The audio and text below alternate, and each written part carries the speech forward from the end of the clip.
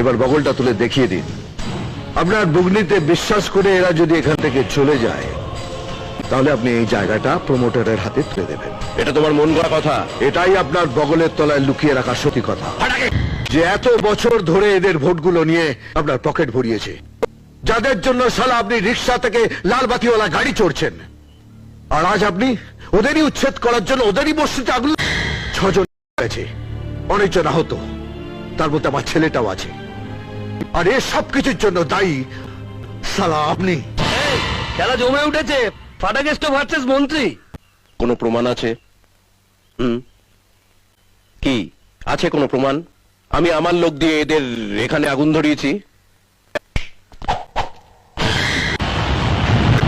Sir sir, এরা আমাকে খুব মেরেছে স্যার, আমি এদের সব বলে দিয়েছি স্যার। এই রে, এবার নিজের কাঁথায় আগুন লেগেছে।